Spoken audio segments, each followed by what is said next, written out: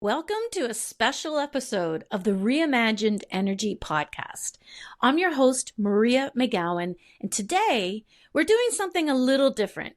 We're launching a remix series where we revisit previous conversations we've had with past guests. In each episode, we'll uncover a common theme that has emerged across these discussions. In this episode, we're focusing on solar energy. We've had some incredible conversations with industry leaders, innovators, and change makers all about the future of solar and its challenges and its potential. So whether you're a solar enthusiast or new to the topic, I hope you find this digest of previous episodes both informative and inspiring. Let's get started.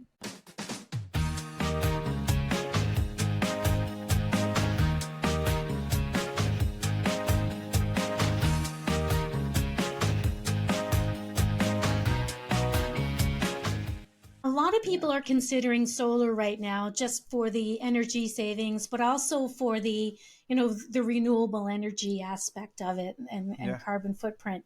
What are some of the common questions that you get from people considering working with your company? Yeah, there's definitely some common questions that we hear where people are curious around, how much does it save you? Does it actually work? Are there any incentives? How long does it take for the installation to actually happen? If I say yes today, how long before I can get it? So there's definitely some common questions on the residential side, and even on the commercial side, there's a lot of businesses that are considering solar and looking into how it might offset their carbon footprint, do their social justice. So they're always looking into, some of those things around, hey, what's the incentives? How does this work with us, with our facilities? And so we have two different businesses that focus on both of those, and we have a lot of experience in each. And it's one where we hope to educate the homeowner and the business owner and give them all the facts and be transparent and honest up front with the information, because it can be quite confusing. And so we try to go at their speed, right, and provide the information that they need in that moment. Yeah. Yeah, that's important to do, isn't it? How Sure. would a residential or even a commercial property, how would they prepare for an upcoming solar installation? What do they need to do? Do they need, can they use their current roof? Does it have to be so many years old? That type of thing. Sure. There's actually a lot of different things to consider when, let's just take a homeowner. When a homeowner is looking into it, they might get an electric bill that's more expensive than what they were considering, which maybe initiated their interest in looking into it. Or maybe they're getting a new roof or having some trees trimmed, it just sort of starts looking into it. Nowadays, actually, we see a lot of people looking into it for energy storage and backup energy in place of a generator.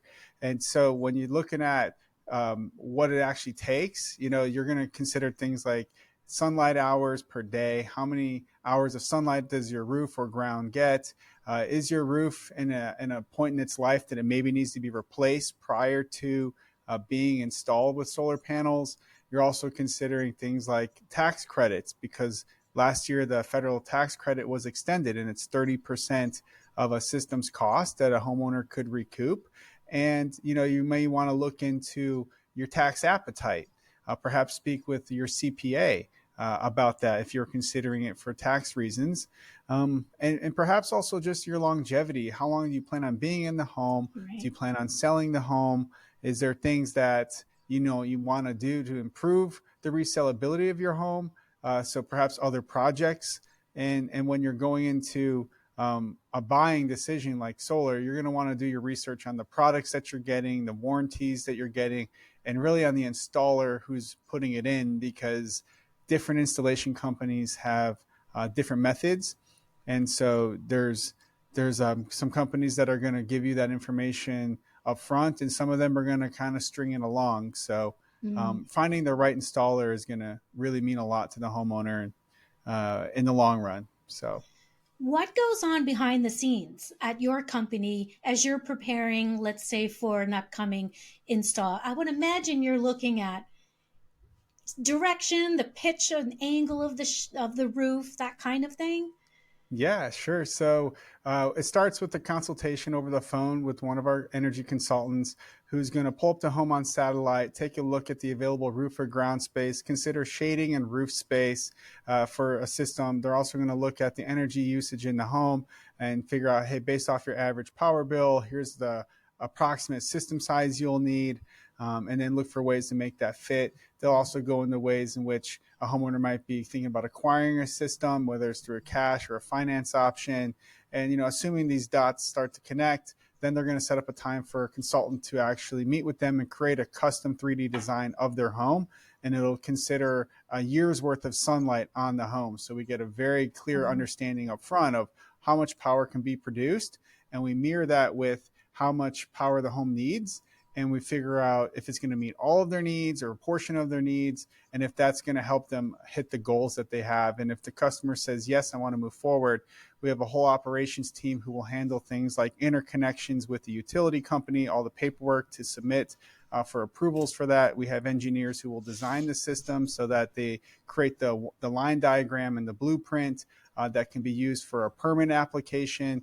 We also have project coordinators who are lining up inspections for the project because the utility has to come out and inspect and make sure that it meets the requirements. There's also code inspections, making sure that it is code compliant as well. And then we also have, if needed, a homeowners association specialist who's going to work with the homeowners association to get approvals for this type of project. And then it goes into warehouse and purchasing and finance. There's a whole back office of support to get that project over the finish line. And then ultimately everybody knows about the installers the day of, who Right. are really the Everyone's happy heroes. to see them. Yeah, they're the players on the field, right? Everybody's Right. excited. It's happening. It's happening. And then, of course, there's also site surveys. So we have engineers who come out and do all the measurements, make sure everything's going to fit the way that we expect it to. They'll get up on the roof. They'll look Right. at the shading. They'll take exact measurements of distances between vent pipes and chimneys, things like that, Yeah. to just make sure there's no changes. And if there are changes, presenting that to the homeowner and letting them know, what those changes are. Perhaps a panel doesn't fit where you thought it would, or we need to move it to a different orientation because the HOA wants it on a different roof plane. So there's a lot of that sort of prep work that goes into it that a lot Yeah. of people don't see. But typically it could take 6 to 8 weeks from the time a homeowner agrees to do an installation to the time it's actually installed. So Yeah, and a lot that's going on. great. So 6 to 8 weeks, because Yeah, when I had my solar array installed on my roof, there were people coming and going, just coming to look on the yard and look on up at the roof, and there were all kinds of studies that were being taken. And I really appreciated that. You could tell there were a lot of moving parts behind the right. scenes before the installers showed up, because it's not like getting a hot water heater installed. It's a little bit different than that. So Completely. definitely. Yeah, it's a Yeah, home improvement project. it It is. requires electrical permits, it requires construction permits. So it's a permanent fixture set on Right. that property. And because of that, there's a lot of hoops that need to be jumped through to make it happen. And in some cases, it just doesn't line up. Certain things aren't approved, or inspections aren't passed, or the system's not going to produce what we were anticipating. And so sometimes there are some letdowns with it once you get past that initial phase of I want to do this, to where you get to where, like, let's actually look at the site, get boots on the roof, measure these things, and confirm things are going to go the way that we expect them to. But most of the time it does. Hmm. But there are some instances where, for instance, a homeowners association says you can't put it on the front of your home. It has to go on the back of your home. Well, Right. if the front of your home faces south and the back faces due north, in this hemisphere, you want it facing south towards the equator. It goes all the Right. time, right? So putting it on the north side, it's not as much sunlight to create as much power, which will change how much energy it's going to offset from the home's consumption. And that may be a deal breaker for a homeowner. And they may say, you know what, I want to move to a Mm. place without an HOA or something and get a system there. But uh, Yes. it Well, happens. it's better to find out sooner rather than Correct. later. So you right now you're currently at InRange, a Correct. company. So how did the company start? Doing what it's doing? Yeah. So John Mushriki is our CEO, and he's a serial entrepreneur. And the last job that he had before founding InRange was at BP. And he actually reported to Bernard Looney, the CEO of BP, and was really kind of figuring out, had the charter of figuring out what is the digital future of renewable energies with BP. And he did a lot of understanding of what was happening in the market. And that's where he saw this big gap. So today, in the solar, in commercial and industrial buildings, they are highly underutilized when it comes to solar. About only 5% globally of retail spaces, commercial, industrial warehouses, logistics facilities actually have solar on them. And John was like, well, why is that happening? He talked to a lot of landlords, a lot of tenants, and understood that that was the result of this kind of split incentive, a mismatch between of what was driving the adoption between landlords and a tenant. So a landlord wants to make money on their asset, and a tenant wants to save money on their energy. But given the very specific profile of commercial industrial buildings, which is that they tend to have really beautiful, big, flat roofs where you can put a ton of solar, generate a lot of energy. But relative to that size, the demand of the on-site tenant, that retail company, that distribution, logistics facility, doesn't really need to use that much energy, probably about only 30% or less of what that building can actually generate. So the installations relative to the roof size were actually quite small. So that installation is pretty expensive. These are, solar panels is quite an expensive installation, even with the dropping costs. And that resulted in pretty high tariffs, what the energy payments of the on-site tenant. So the tenant really wasn't into it. It wasn't cost effective enough for the landlord, and then it didn't happen. And that's where we see that 5% deployment.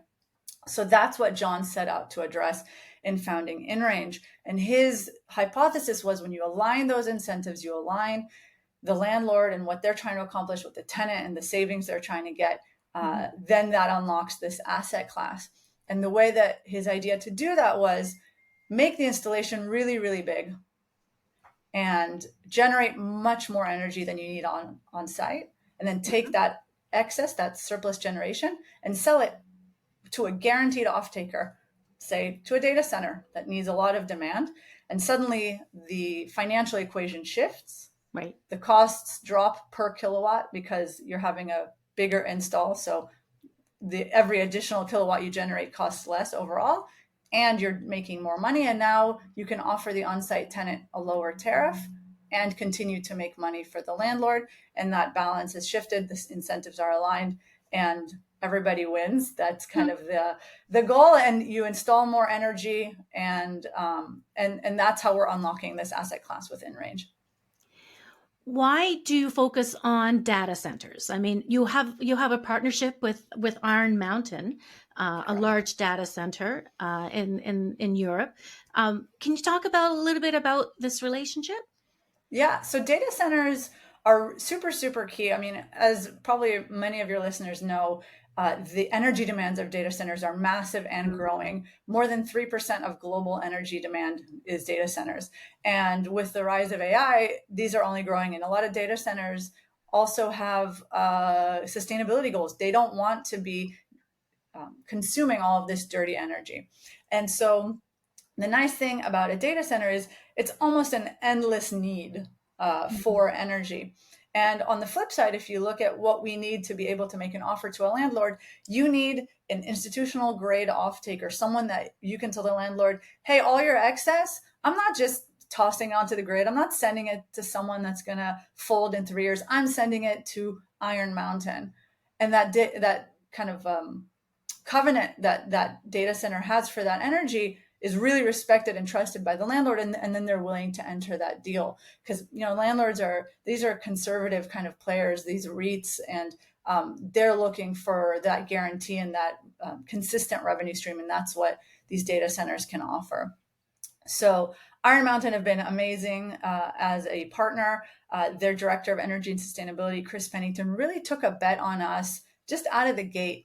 And John approached him and said, this is our idea. We think that we can supply you with a really large amount of consistent, reliable, cost-effective energy. And Chris said, I see the value in this. And they're a really forward-thinking company. They were the second after Google to make a 24/7 carbon-free energy commitment. And so he said, okay, you bring me that energy, I'll buy it at this rate. And with that guaranteed offtake in hand, John was able to go to a commercial landlord and say, hey, Iron Mountain will offtake this. And then that's what kind of started the ball rolling. So Iron Mountain and their kind of forward thinking openness and support of new asset classes for renewable generation was super, super key. That partnership is super key for us to have been able to get the ball rolling. And since then, we've been able to expand and bring that offering further into the market for more data centers. But it's also important to note, not only data centers can be off takers. When we roll out, like for example, we're rolling out with the Range, one of the biggest retailers in the UK. They have hundreds of sites, and some of their sites may not be appropriate for solar for whatever reason. And they still want to buy clean energy and save money. And so they're able to take excess generation from one of their sites and sell it to another one of their sites. And so data centers got the ball rolling. But now that we are moving forward and deploying more sites, we're really creating this network of generators and off takers, and we're able to what we call supply and demand match between the excess generation and the different kind of demand nodes on the network that can off take it. So it started with data centers. Data centers are very, very key. Iron Mountain, very important partner in this process, but it's grown past that and into a networked model, a distributed energy network. I love it. I think it's a great idea. And but what is the process for landlords? Like, say you have, a data, like, how does this all happen? You have a landlord, they want to get solar on their buildings within range. What are the steps for installation? Yeah. So we are super tech enabled. We really believe in the role of technology, not just for the sake of having technology, but, because a lot of these landlords, these are not digital natives. It's not the first place they go is to a online product to solve these problems. But we really believe in technology as an enabler, an automator, an accelerator of energy deployment. So what tends to happen is we'll have contact with a landlord or REIT, which is a real estate investment trust, and they will have kind of our key customer profile is a landlord that has many, many assets. This can be hundreds, thousands of assets, including international. And they'll come to us with, let's say, 100 buildings, just like a list of addresses. And overnight, our platform will crunch through all of that data. It'll look at each of those buildings and say, how much do we think that building will generate? How much demand does it have? Where is it? How much grid capacity is there next to that building so that we know that it can actually export? We do a lot of number crunching, a lot of data analysis, and we'll come back very, very quickly to them with, here's an entire analysis of your entire portfolio. And at the end of the day, these folks care about the financial performance of that asset. And so we'll say, here's the IRR, the revenue, the payback. These are the key kind of performance metrics that they're looking at in making a decision. And they'll say, here's the site that I want to move forward on. Sites, generally it's prioritized. And then they will bring on that tenant. So that tenant also needs to agree, because that tenant needs to say, yes, I'm willing to, I have a lease on that roof. I'm willing to transfer the rights to you. Yes, I'm willing to enter an on-site PPA, and I'm willing to buy that energy on-site at a certain tariff. And we will get additional data that makes our assessment more accurate. Like if you have the half hourly demand that your building has used over the last year or two, that will help make us increasingly more accurate. And then when the tenant and the landlord have agreed with us, yes, we want to move forward, that's when we go on site, make sure that the roof is in the state that it needs to be. And we work with, we have a bench of EPC partners. These are installers, folks that go and actually do the physical installation. Once the physical installation is done, I mentioned, by the way, along the lines, we also do a grid application to make sure that we can actually export at that point. And then once it's installed, we take on the operations, the monitoring, the billing, the settlement, and the downstream data sales. So from the landlord and tenant perspective, the only entity they ever engage with is InRange. We have the relationships with the manufacturers, with the installers, the procurement, everything is on us for the lifetime of the asset. Tenants get a bill every month and pay for it. The landlords, get a statement every quarter with the money that they've made from this installation across each of their respective portfolios. And for them, this is the simplest and most cost-effective way to do solar. And we're actually able to get 25% revenue increase over kind of doing it themselves with a traditional solar developer for the landlord, and 25% savings on their tenant, on their tariff from what they're getting from their retail utility for the tenant. So it's like we said, it's a win-win for all of them, and they only have to deal with one supplier, and that's us. Are battery storage options available? Yeah, so battery. No, go ahead. Yeah, no, like can people store what they're generating, and is it done on site? Like, how does that all work? Yeah, so batteries are really super interesting because they can be used in so many scenarios and make really improve the financial offer that we can make. But it really depends on a site-by-site basis. So the first kind of scenario that we use a battery for, and the analysis that our platform does, is saying how much of the energy that is produced on that building can be used by that building. Because that on-site tariff, the tariff that the on-site tenant pays for the energy, is the highest that we're going to get. And so using a battery to kind of shift the generation from a time when it could have been exported so that it's used later in the day on site, that's kind of the first use case that we use a battery for. And the second use case is sometimes on export, there are times of negative pricing on the grid. And negative pricing can affect us even though we have an off-taker contract, because we are not a regulated utility. We work with supplier utilities in the UK, which is where we are operational today. And so we are exposed to negative pricing. And so what we can do is, if there's a negative pricing signal in the market, we are able to store energy instead of export it during that time, and then export it again when we're in positive pricing timeline again. So those are the kind of two places where really batteries are used for optimization. Now, that optimization is revenue optimization. You can make more revenue, or you can avoid negative revenue. And that adds up, and that's done as part of our forecasting. But batteries can often also be expensive. And so part of what our platform does, and that's why I said we use a lot of tech and a lot of data, is say, okay, if we do that shifting and we account for all of those improvements and optimizations, how much does that offset the cost of the battery? And how does that affect the IRRs? And there are some cases where there's already good utilization during the daytime of the energy on site, and that kind of minor shifting that we can do really doesn't offset the value of the battery. But as battery prices are dropping, they're becoming more effective. They're degrading less. Our modeling is showing that there are going to be more and more opportunities. And the great thing about batteries is, I mentioned two scenarios where we're modeling them today, but kind of the intermittent nature of PV is a big reason why batteries are so important, not only to our model, but to the energy transition on the whole. And one of the things that we're looking forward to doing is using batteries in more complicated ways and in more real-time ways. So, for example, we can use a battery to shape or firm the export. So, for example, if I can deliver energy in a particular shape, like let's say in the evening time, that might be more valuable than if I deliver it during PV hours, where, as PV proliferates, that the value of that goes down. So batteries really give us an opportunity not only to shape, but also, for example, to participate in ancillary services. So one thing that's happening in the UK is they're able to say, to dispatch batteries and say, hey, can you commit to a certain amount of energy? And I would be able to give you a signal.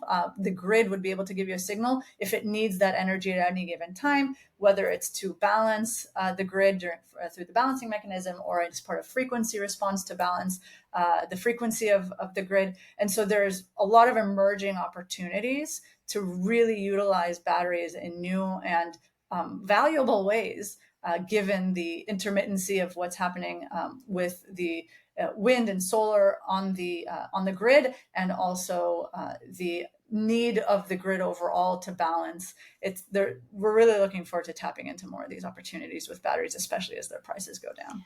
Exactly, because more and more there's development that's happening in the battery technology. It's getting better and faster all the time. Nova Scotia's Community Solar Program is the first subscription-based community solar program in Canada. The concept emerged in 2020 amongst discussions from our department, input from stakeholders, and feedback from the public who want to be able to participate in the transition to renewable electricity. In 2021, our department partnered with the Clean Foundation to hold provincial engagement on important policies and considerations that Nova Scotians would like to see in an accessible renewable energy program. Fast forward, and here we are today. It was awesome because it was launched in March of 2024, so this past spring. How has the reception been so far? The program has been really well received by academics, industry, and the public. The community solar program enables project owners to participate in and generate clean renewable energy and deliver it to the grid. So this has been much anticipated in Nova Scotia. We've also had great reception to policy items that benefit communities and prioritize subscriber groups, while also ensuring low barriers to access for subscriptions, such as no upfront cost, no cancellation fee, and no monthly subscription fee. And we're really proud of those aspects because they're not always seen amongst community solar programs. Would you be able to walk us through the benefits of the program? Absolutely. There's many benefits to any renewable energy program, of course, including reducing greenhouse gases, improving grid reliability and resiliency, and encouraging economic development. The main benefit that is unique to the community solar program is increasing accessibility to communities and individuals to participate in and benefit from generating renewable electricity. Approved project owners receive a 25-year power purchase agreement with Nova Scotia Power. This means that project owners can then choose how they direct the net revenues generated from the project. So this could include reinvesting back into additional renewable energy projects, providing a rebate for subscribers, or supporting a new community building. And of course, subscribers themselves receive a 2 cent per kilowatt hour solar energy credit directly on their electricity bill for the portion of energy generated by the solar garden. Public and community education would be needed, to explain this new concept of this community solar project. So what resources are available so far, and where can one find them? Absolutely, and that is a really important aspect, Maria. I agree as well. Our webpage is the first place to go for great information and resources, such as printable 2-page fact sheets on Community Solar 101, how large-scale solar works, and what size subscription you might need. Our webpage also hosts the Community Solar Program Guide, which is very comprehensive and contains the best information for anyone looking to learn more about the program, and specifically for anyone interested in becoming a project owner. We also created a toolkit that we've been emailing around to a listserv of organizations and individuals who are really dedicated to and work in the renewable energy space across Nova Scotia. And the idea behind that is to enable those existing individuals to disseminate the information into communities. However, we always encourage anyone looking to learn more about the program to send us an email directly. How did you get interested in renewable energy? Well, I think I've always had a little bit of interest. The place I'm living in, I had built 16 years ago and was looking at heat pumps and ways to make it more efficient at that time. Mm-hmm. But it was kind of didn't rank very high on my agenda of things I was interested in learning. But I've always been passionate about anything I run into that's new and different. And I think a podcast or a Zoom, I guess it was actually a YouTube thing by a futurist talking about early adoption and adoption curves and how things are going to disrupt the world, and talked about EVs and talked about solar and talked about other energy. And that just caught my attention. Mm-hmm. And from there, one thing led to another, and I started digging into and learning about some of this stuff. So, yeah. And then awesome. That's from there, the rest is history. How have you made the transition on a personal scale, to a smaller carbon footprint? Because you live in a small rural community, which demonstrates that anybody, you don't have to live in a big city, to be it. But besides being one of the first Teslas, one of them in Eastern Canada, how else, have you done Well, this? I think the first thing I had to do was learn about what low carbon footprint meant, and that was a Right. challenge in itself. We start learning about things like scope 1 and scope 2 and scope 3 emissions and things that the big companies talk about. So everything's learning, but first thing I realized is that you can't burn anything and keep a low carbon footprint. So my house is heated with electricity, not with oil, not with gas. I have a backup stove that I use if the power's off and I need to keep the house warm in winter. But burning puts carbon into the air, and so that was kind of my focus. Mm-hmm. And that led me to first the home, then the car, then solar, and I've got a large solar array. Then Right. gradually, You were like the first large, what is it, 2-axis tracker? a two-axis tracker. Yeah, it's a 90 solar panel, 35 kilowatt for anybody who understands that sort of stuff. Yes. A two-axis tracker, and it follows the sun in two axes and tracks from day to night, and gives me about 40% more electricity than fixed panels would give me for the same number of panels. So Excellent. that was not necessary. Well, it was necessary because I wanted to be able to offset all of my electricity, including heating my house, including charging my Tesla. And it would have otherwise meant stripping a lot of trees off my property to make space for ground mount solar panels because my roof didn't have enough space. So that's what led me to the tracker. And then once I had the tracker, I said, okay, what else am I doing? Well, I'm using a gas lawnmower. So now I have a Husqvarna robo mower or auto mower, they call it, Right. to cut my grass and those sort of things. Yeah. The only thing I buy gas for now is my boat, and that's my next project is to get an electric outboard motor on my boat.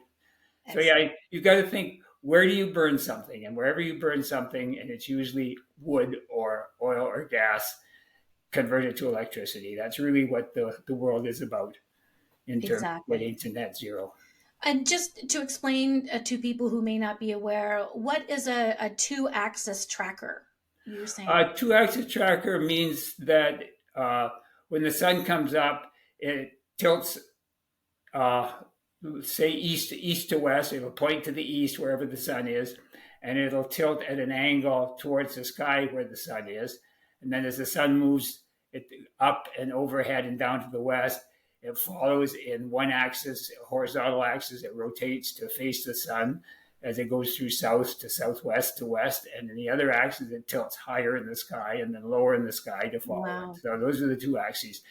The 2-axis tracker adds a lot of value here. If you go down to the equator where the sun goes straight up from the east and over top and down to the west, a 2-axis tracker means nothing. You use one axis and just follow the sun. Right.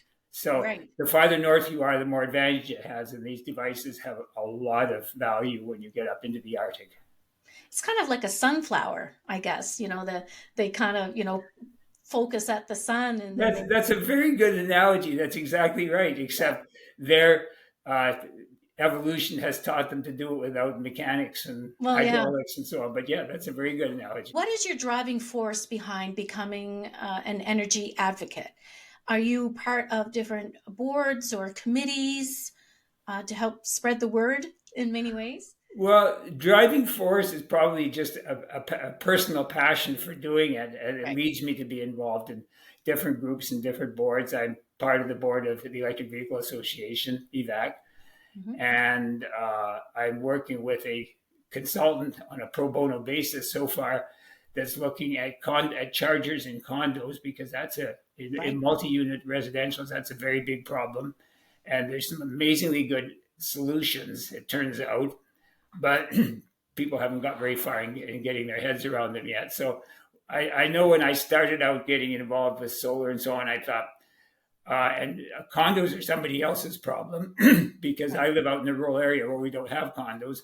But I managed to start talking to somebody who's working on that project, and that's become another passion of mine. So yeah, I tend to get involved in helping people out. EV chargers, small sites like small municipalities and private companies want 1 or 2 or 3 chargers. They really don't know where to start. So I do a lot of just spending time on emails and phone calls and saying, here's what you need to think about, and here's who you could talk to, and here's who could help you out. It's really a teaching process and a learning and a kind of whole leading people in the right direction. Well, and speaking about that, you really have to probably maintain a really good balanced view, because you have to wonder where the source is of these articles that are being written. You know, some of them could be propaganda, or, you know, there's a hidden meaning. So where do you source your information to maintain that balanced view? That's a challenge. And I've got a few bits of advice I give people, but I also have a list of which I could give you if you want to post it. Sure. There's a few groups like Bloomberg New Energy Finance and like the Electrical Vehicle Association locally, and the National Electric Vehicle Association has a really good series of webinars that are available on YouTube that people can go and watch on a lot of those technologies. Clean Energy Canada has a newsletter that I always follow. Another one is Electric Autonomy. Publishes a newsletter every week that has some really good information. So these kind of things keep you advised of what's changing and what's new and what's expected to change.